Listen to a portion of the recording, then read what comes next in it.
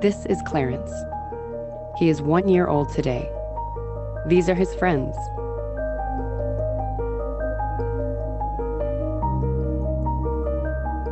Like all babies, they were born with 100 billion neurons, nearly twice as many as an adult, even though their brains are half the size.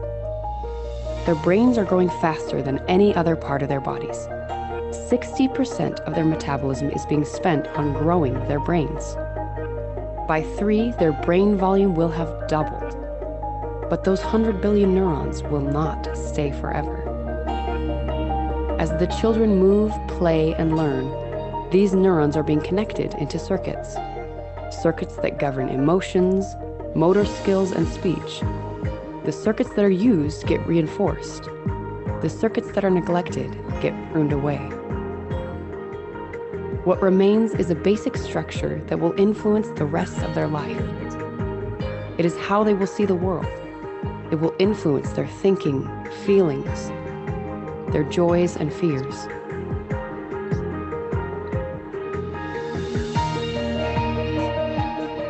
Most of how the world will seem, how they will fit, what they will do, will come from this brain. So if you want to change the world for the future, build the brain. Focus on these first 3 years. And in the first 3 years, parents make the difference.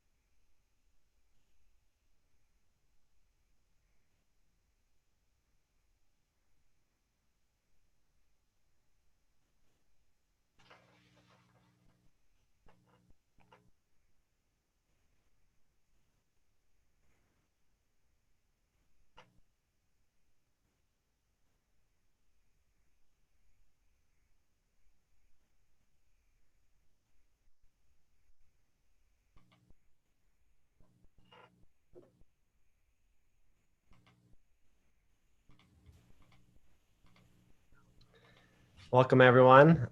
Tonight, I'm joined with Jose Silva and Dr. Cynthia Bulik.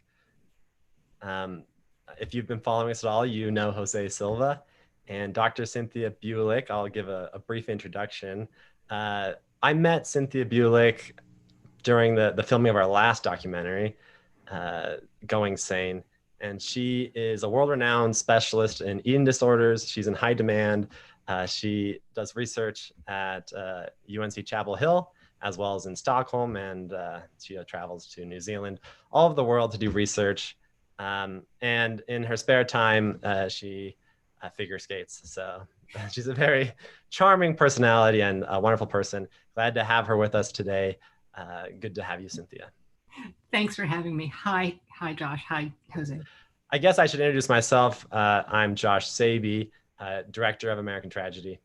So let's start, Cynthia, just hearing what you felt like the most important takeaway was from American Tragedy. Sure. Josh, it was a privilege to watch the movie a couple times, actually. And I rewatched it last night because I wanted it to be fresh in my mind. And, you know, it deals with difficult topics.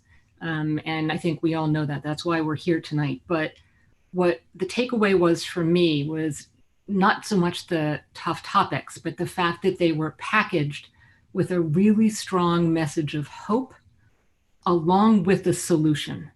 It's one thing to just, put difficult topics out there. It's another thing to say, we have a way forward by focusing on mental wellness, by disseminating strategies and tools to get mental wellness in every person's hands.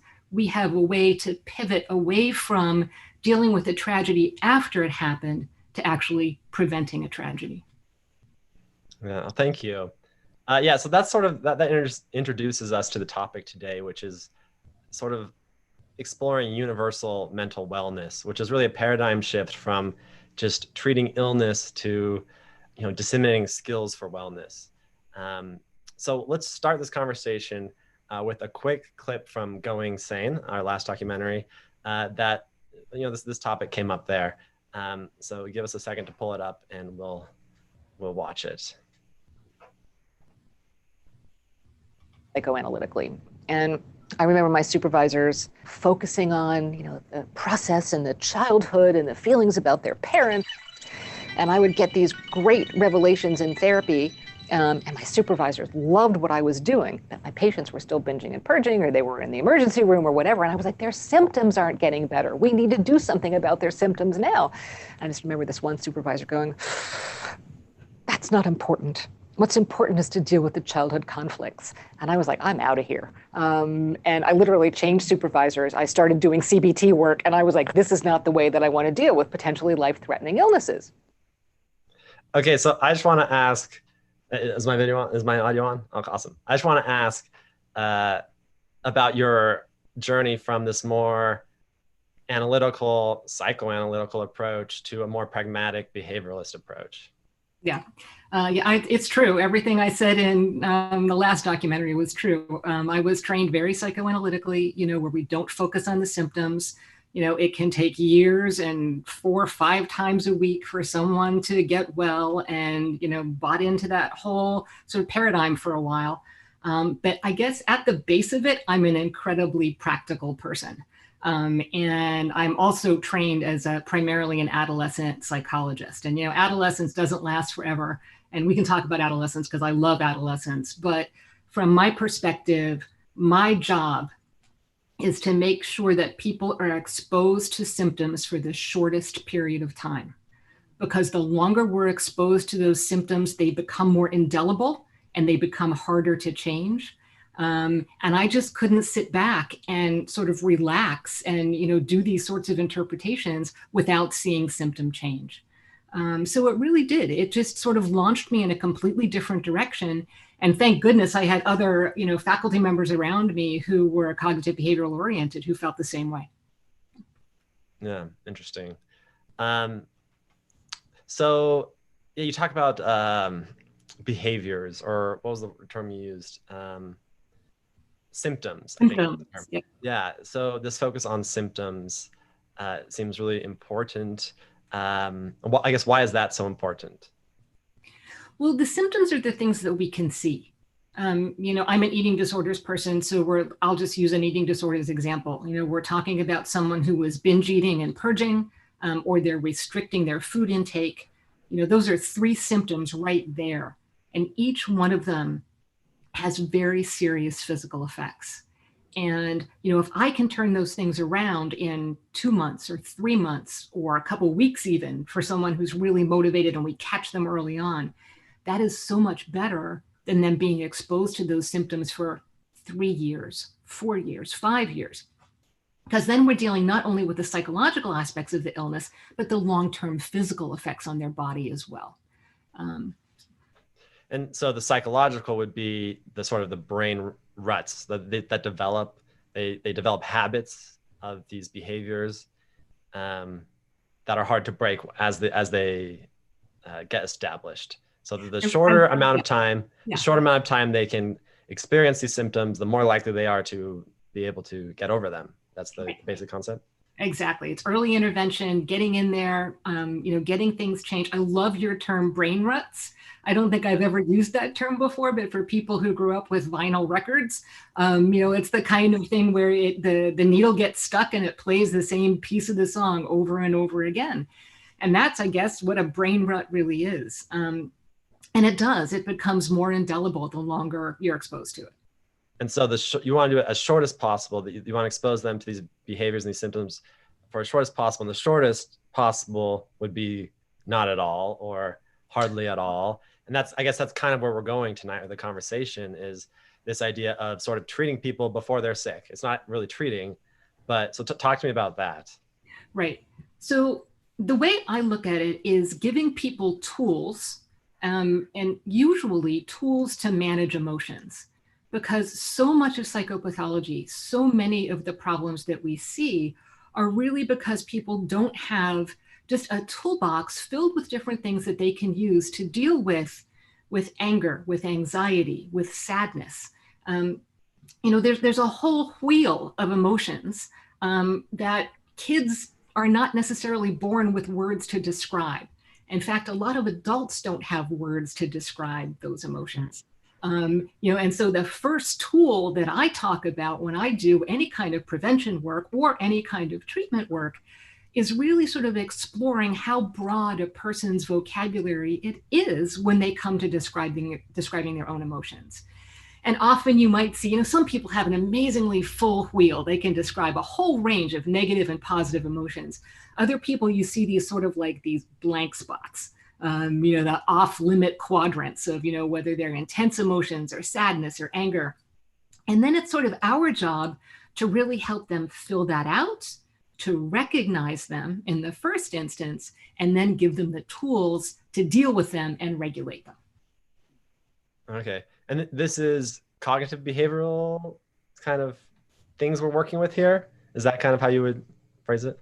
Yeah, so a lot of the work that I do stems straight from cognitive behavioral therapy with sort of sprinklings of dialectical behavioral therapy in it. So that gets into some of the mindfulness practices, and really getting people to work on being present, and really focusing on understanding their emotions and feeling their emotions, definitely not just sort of like suppressing them and trying to move on.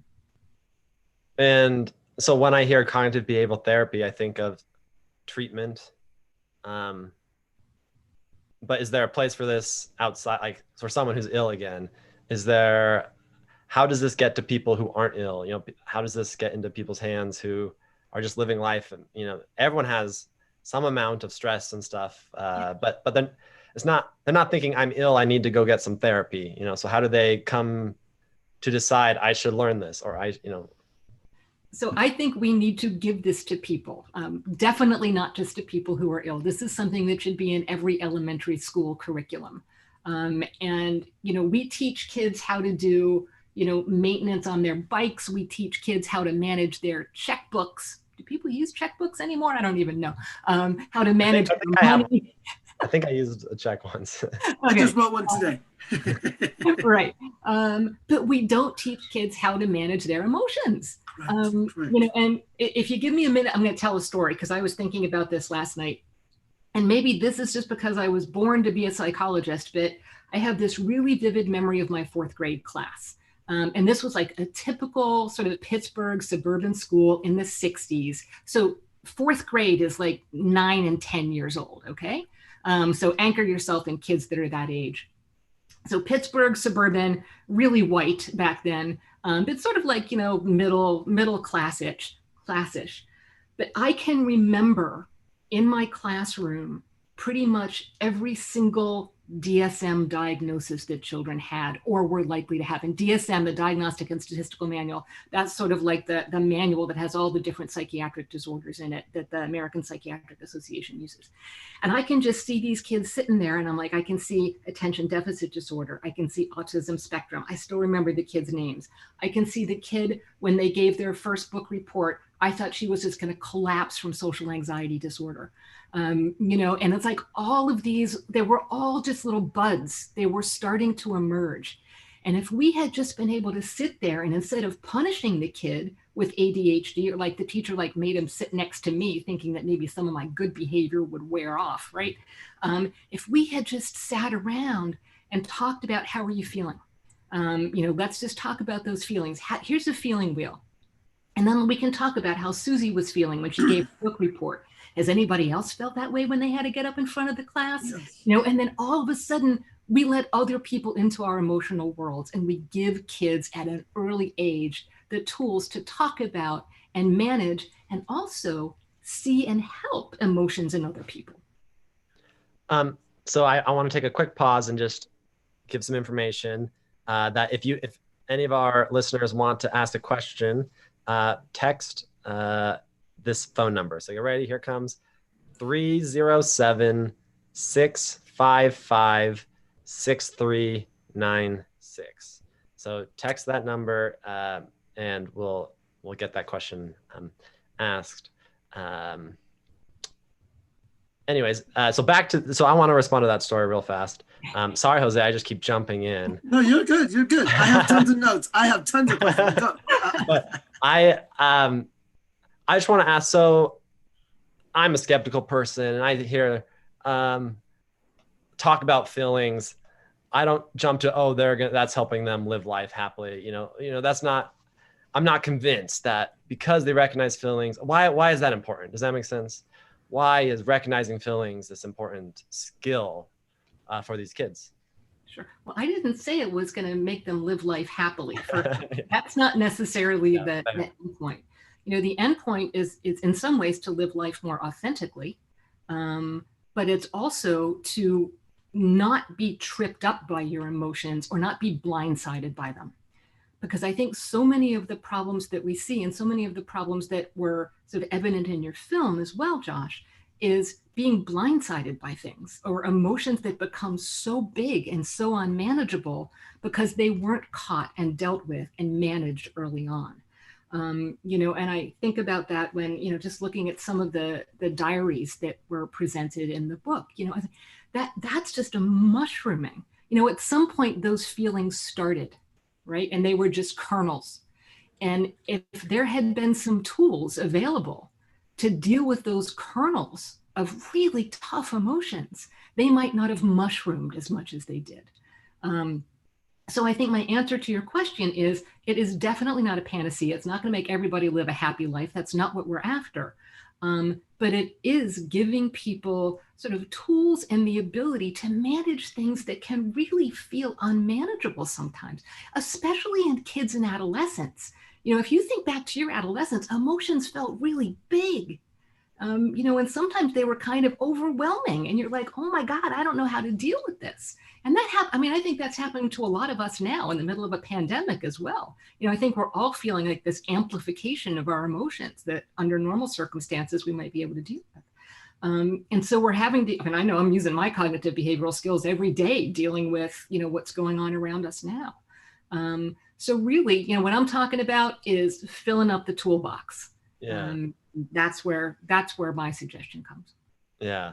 So you have the feelings, you recognize the feelings, and then are there tools that you can use, or is that the tool, recognizing the feeling? Oh no, that's just step one. Okay. Step one is basically recognizing it before you can, do things with it. And I'm going to add to the feelings as well. And this really gets into the cognitive behavioral piece. It's really recognizing the thoughts and the feelings. Because they're totally intertwined. And that's really sort of like the triad that we're talking about in CBT. It's how thoughts, feelings, and behaviors mutually influence each other. And what that really does is it gives us 3 nodes where we can intervene. We can intervene on the feeling level, we can intervene on the thought level, and we can intervene on the behavioral level. And this isn't just once like there's pathology that exists. This is in the prevention side as well. And like little kids, like a classic example of, how a feeling can go into an out of control thought. Let's go back to our little girl who was giving, my classmate who was giving her book report and got super anxious when she gave her book report in front of my 4th grade class. So the first thing that happened to her is she got really anxious and I was not inside her head, but I'll bet you she had a thought that was something like, oh my God, I'm going to make a fool out of myself. They're laughing at me. And her thoughts started sort of cascading and catastrophizing. We can give kids skills to restructure those thoughts and change them, and have them become more accurate and more healthy so that they don't get into that feedback loop of then making them more anxious and their thoughts getting more catastrophic. And then they get stuck in what you refer to as a brain rut. Yeah. Cynthia, thank you so much. I've been sitting here as you're talking about the toolkit and preparing ourselves. And I lead an organization where our primary focus is working with children 0 to 6 years old, birth to 6 years old. And as I'm thinking about when you say packaged with hope and solutions, use that phrase, what gets in the way of allowing us to be able to actually accomplish that component of and then being able to create the toolbox, I think? Yep, great question. So I think part of what we're dealing with here still is the impact of mental health stigma on how we get these sorts of things into the curriculum. We are super good at putting physical fitness front and center. We do a middling job at putting nutrition front and center. But we do a terrible job of saying that this should be part of the general curriculum for young children the minute they start school. And I think it's because people are actually afraid to address the mental health component because there is still so much stigma. So part of it is, how can we package this in such a way that it becomes palatable to people, without sort of like triggering that, ooh, we don't want to touch mental health. That's a no-go topic. And that's why even the term mental wellness is more acceptable to people than focusing on mental illness or even mental health. Appreciate you. Thank you so much for that. So then if we get to that stage, what are some specific skills or pieces that somebody could take away from today that might be in a place, a parent, a student that is listening, tangible pieces today they can take away, especially in the moment that we're in now and in this outside crisis? What are skills they can help support themselves maybe with the internal crises? Yeah, no, talking about how to deal with this and work with this issue now is so important because, especially, in parts of the country or the world where we're all stuck in the same place together for a long time, a lot of emotions are bubbling up, and parents might actually be seeing more of the feelings that their children are having. And our kids are really having to deal with things that I know nobody in my generation had to deal with, and probably nobody in your generation had to deal with. They're dealing with social isolation. They're not able to see their friends as much as they are. They're having disruption to their education, to their play, to just regular developmental milestones. I just see all these kids around here who, didn't have prom and didn't have graduation. And, these are just milestones that most kids go through. Kids are having feelings. So I think the most important thing is for families to be able to talk about those feelings. And it's harder because this is a marathon. I think in the beginning, everybody was like, oh, you can sit down with your children, you can have a conversation. When we were thinking that this was going to be a month or two. But now, all of a sudden, it's longer. And it's going to continue to be longer. So we need to keep having conversations about emotions. And what people aren't necessarily focusing on is it changes. As the pandemic has evolved, people's emotions have evolved as well. And we need to revisit how kids are feeling. They're also scared. They're hearing the news. We need to protect them from the bombardment of the news that is potentially out there, because that's just too much. Well, it's too much for adults to handle, let alone kids to handle. But part of it is letting them talk about their fears. And at the same time, giving them hope and helping them anchor the fact that this won't be forever, and ushering them through that. Because time to a kid means something different than time to an adult. And right now, time means something different to all of us because even our perception of time has changed. So, the first thing is, being open to talking about emotions, acknowledging that they're changing over time as the pandemic unfolds, and making your home a safe place to have those conversations and to accept whatever the emotions are. Emotions aren't wrong, they just are. So we have a viewer question that I think is a good follow-up because it's asking for specific skills. So the question is, my daughter can do her math homework perfectly at home, but when she goes into school to take her timed math test, she fails every time. What skills can I practice with her to help her? And then there was a follow-up text, what could her teacher do? That's a really good question, and a really nice practical question, and a couple ways to address it. You can address it on the home side, as well as on the school side. And Jose, you might have some thoughts about this too after I give my response. One of the questions is as finding out what's happening in her head once that timer goes off. Because if we don't know what it is about the timed nature of the exam that gets her in trouble, it's really hard to intervene. So this is where sort of like the paying attention to the thoughts is really important. So I would say, okay, so whatever her name is, let's just talk about when you're at school and when the teacher says you now have, 30 minutes to finish this exam, what's going on in your mind? Just let me get inside your head and tell me what the thoughts are that are going through your head.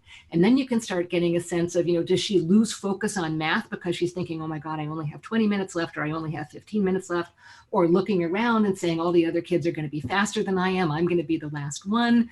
It's just understanding exactly what it is, step by step, about that environment that trips her up.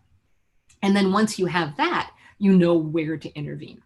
And then, of course, the other thing you can do at home, especially if kids are being, homeschooled because of the pandemic, is you can start practicing things timed, and do a little exposure work. And start out with a longer period of time, and then bring it down a little bit, and then check in on those thoughts to see if any of those thoughts that you talked about happening in school start happening at home as well. Just very systematic breaking things down in order to figure out where the problem is and how to intervene. Jose, you wanted to add? If I can add, I would say on the education side, really helping in exposing the educators to classroom emotional climate and socio-situation understanding, right? If the educators have a pure understanding of the socio-situation and environment of their students, then they can design effective classroom emotional climate. And that comes from the engagement and interpersonal relationships with the student and the families. At home, then, the family recognizes that this is a concern and an issue. Then the teacher has already been identified and accepts these variables and has this equity lens. The teacher then should be able to feel very comfortable coming to the educator. If the educator has a classroom designed in such a way that it's strong classroom emotional climate, then being able to create those interventions should be a smooth, authentic process. It's easier said than done. So I think a lot of times, right, it's informing your educator, being an advocate, but then also exposing the educator to the nuances at home that have allowed the child to be successful, and how can some of those skills be transplanted into the classroom. So I relate to this question because I have a visceral memory of this exact thing. I remember taking a timetable, filling them out in elementary school, and feeling super anxious and feeling like I had to finish them all or else I was dumb, and just guessing, just writing numbers down for the last line or so, just because it was I can't not finish.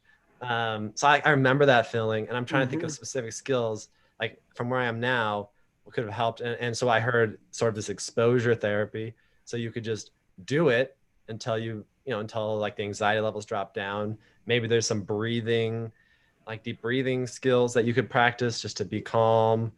Anything else come to mind? I'm just trying to think through specific skills that might help, me in the past.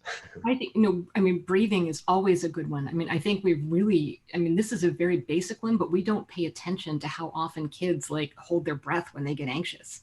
I did a lot of figure skating coaching as well. And, one of the things that I saw a lot was kids who were just it's really hard to do sports when you're holding your breath. And when they would get anxious, they would be holding their breath, and I would have to keep reminding them, breathe, you're not going to be able to perform unless you breathe. And I know in the documentary, they do the starfish breathing, which is just a lovely one for kids of any age to do. And, that's a really nice way just to put yourself into a different state, to calm yourself down and to focus. And something else, Josh, that you said, I would have sort of like gone right in there. You said, if I don't finish, I'm dumb. And that makes the cognitive behavioral therapist in me sort of like jump up and down, because that's one of those sort of catastrophic thoughts, or it becomes a self-defining thought. It's another type of brain rut. You go from, these thoughts that you think over and over again to it becomes a schema that you carry around with you, that you define yourself by.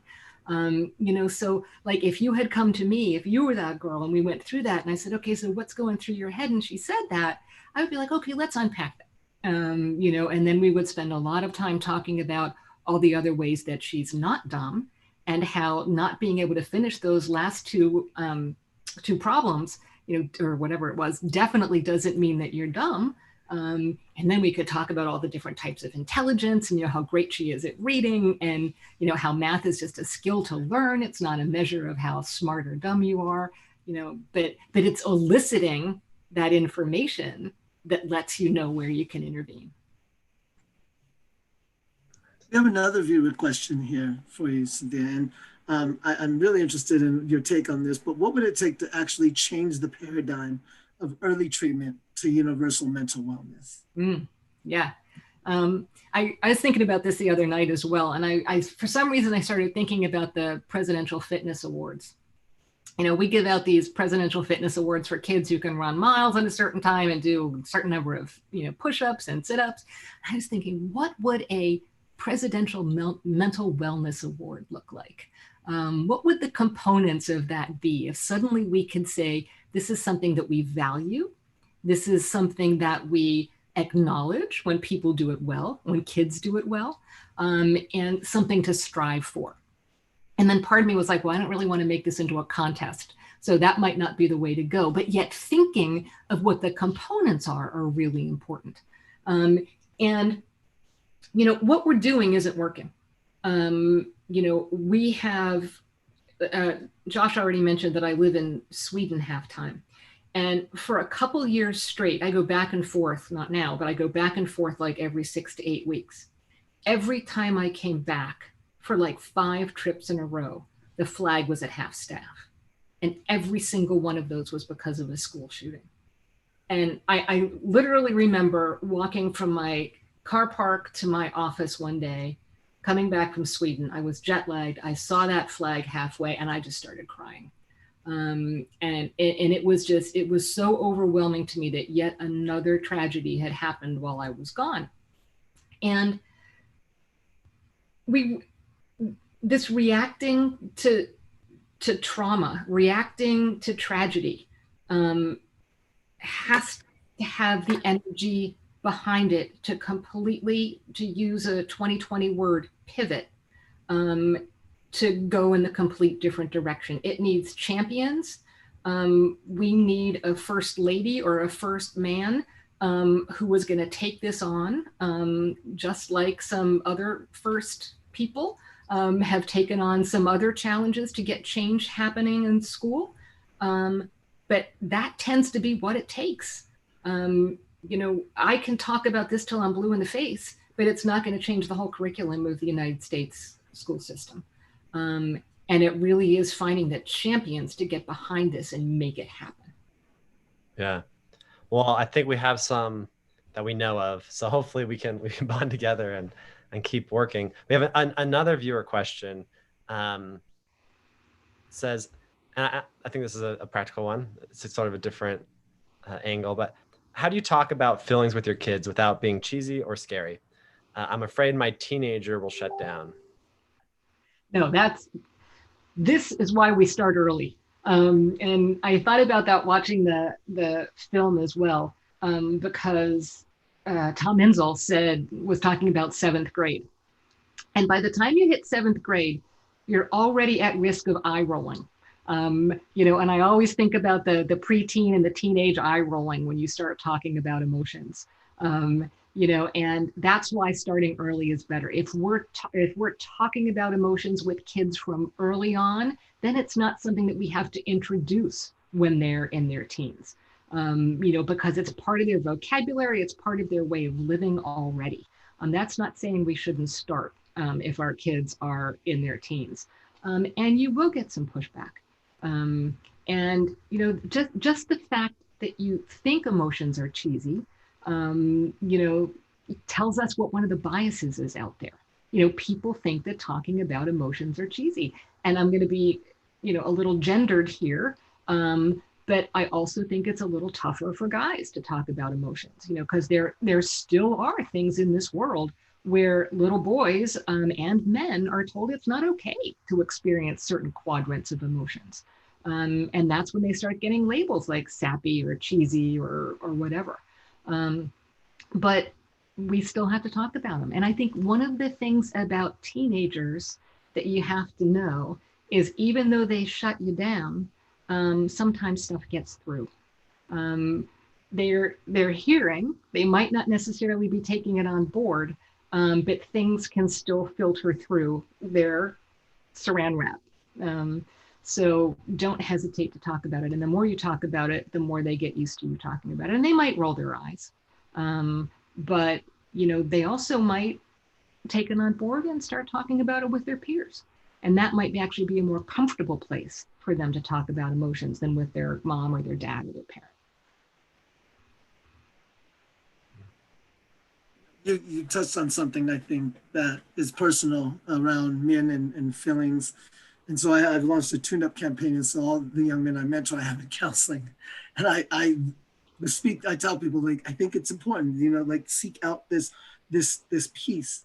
So then in particular, maybe for men, let's what are, for the men that are listening and the fathers that may feel helpless, may not know how to see, how can, and maybe they've had their own trauma in their own life, how can they see past their own trauma to be able to actually then support their children and their mental wellness if they're still struggling?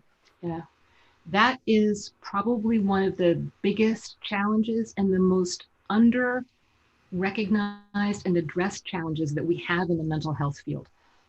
We often tell parents, I know on the eating disorder side, we expect a lot of parents when it comes to treating their children with eating disorder. Family-based therapy is the treatment of choice that basically requires parents to completely take over the refeeding of their child. It can be really hard. The kids can get angry. They can push back. They can fight. They can get violent. And if a parent themselves has mental health problems, that's really, really difficult to deal with. But we don't often address that. And, the bottom line is, and this gets into the whole issue of access to treatment, parents need help too. And whether if you can't get mental health treatment, like specifically if you don't have insurance coverage, if you don't have a way to get it, the other place where we can get support, and actually where men can get support if you happen to be a religious person, is being in a group in your church. I've actually seen wonderful groups of men. When they get together with other men, it's almost safer sometimes to talk about emotions than it is to talk about emotions with a woman.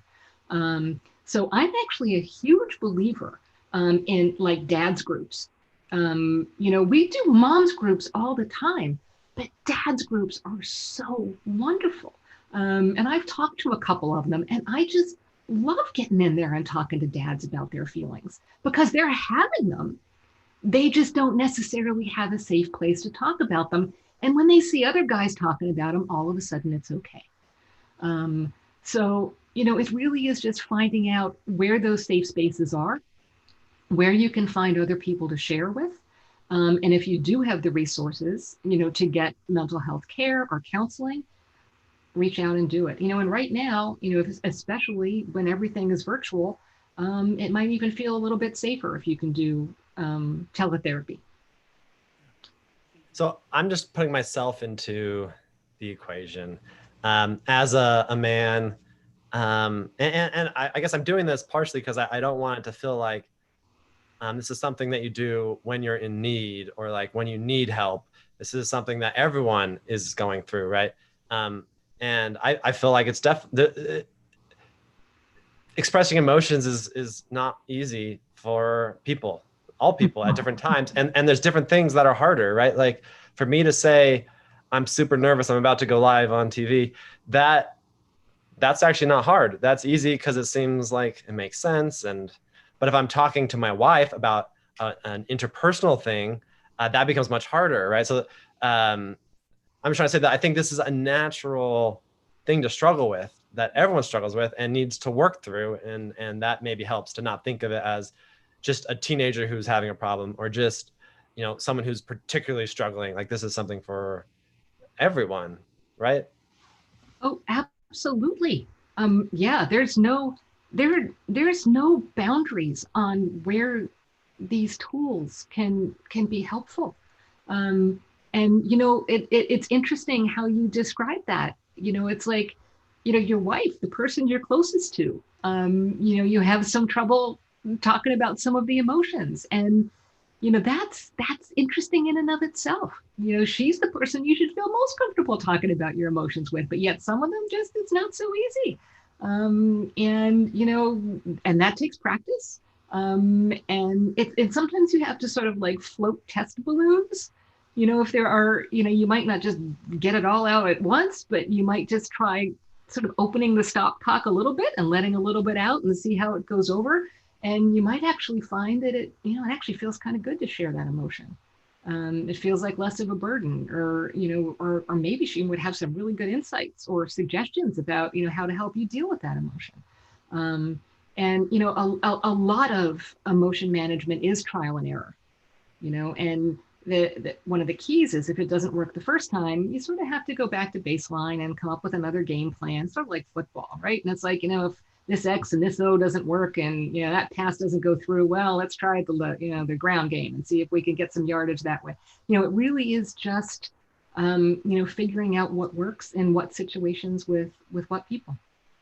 Yeah, and I think it just, for me, it's helpful to feel like we're in the trenches together, right? Like, it's not, some people are maybe better than other people, but we're all dealing with these things, and we're all learning how to express emotions, how to talk about them productively, and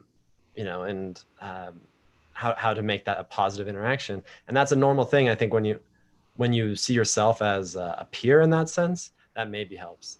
That's my thought. I'm not an expert on this, so. Well, Josh, I totally agree. I mean, I've been doing this work for I don't know how many years, and I'm still learning. And it's like I just did some coaching sessions with a colleague of mine, basically working with junior faculty who have kids and helping them figure out, how can you stay productive and stay positive, and during the COVID epidemic, and and not go crazy, basically. And just working with her and bouncing ideas off of her, I learned new ways of looking at my own feelings. So, it's one of the richest parts of being human. Emotions can seem really difficult sometimes, but they're also just incredibly rich. And, I think we're afraid of a lot of them. But if we can sort of garner the courage to listen to them and to feel them and to ask them what they're telling us, emotions are filled with information. They tell us so much about how we're experiencing the world, about how people are influencing us. And I think that's one way that I get people to feel more comfortable with their emotions, by saying, what are they telling you? Look at them as a source of information, and use that to give you input on how you're interacting with the world, or how you're interacting with other people. I like that. So they're not something that commands you. They're information that you can use to then go forward. Absolutely. And we should probably spend a little bit more time on that, because I think it's a really important point. Your emotions are there to tell you, to give you information about yourself and the world. And your job is to read them. And say, what is the fact that, my heart rate has just gone up? What is that telling me? And in your case, for example, it might have been you're about to go live. So it's telling you, well, I'm feeling a little anxious about going live. Hope all this tech is going to work. A little worried if we're going to get any viewers, something like that. Or as an example, someone died, this year. And then all of a sudden, out of the blue, you're just feeling really down. But you're not really thinking about anything. So that you're not aware of what the thoughts are, but you feel really down. And then you just ask yourself the question, okay, so what's that signaling? What's that sad feeling telling me? And then all of a sudden you realize, oh yeah, somewhere deep down, I was thinking about the fact that my dad died, or my mom died, even though it wasn't conscious at that time. It was just sort of a flag saying, hello, could you please pay attention? I'm feeling really bad right now. Ask yourself what that's telling you about what's going on inside your head. And does that count for being tired and hungry? Because I feel like feelings tell me that I'm tired and hungry pretty often. Yeah, they do. And actually, well, you're getting into my area now in terms of eating disorders. But, that happens to me sometimes, and I think hangry is the classic, right? People talk about this combination of hungry and angry, and for me, sometimes that happens before I actually feel hunger pangs. My husband sees it before I do, and he comes after me with a chocolate bar, basically saying, I'm thinking you're getting hungry pretty soon. So absolutely, those emotions will also signal those internal feeling states. So I think we have time for one more question. I'll let Jose go and then sign us out. Yeah, so earlier you spoke about a new way to pivot. I'd love for you to tell our viewers what does that look like with mental wellness? How do we pivot? Yeah. So, again, not waiting until it's too late, focusing on prevention. If you see signs that worry you, if you see things that are concerning in your kids and your partners and yourself, instead of waiting until they get worse, or with kids, instead of thinking that they might grow out of them, hop on them. What I always tell people is if you're worried about something with your child, it's worth paying attention to. And there is absolutely no harm. In fact, there is great benefit in getting an assessment. There is nothing better than having a professional cast their eye over your child. Maybe everything's fine. Maybe you're going to come out of that assessment and the person's going to say, your kid's doing great. I'm not worried about anything. Let's just keep an eye on X, Y, and Z.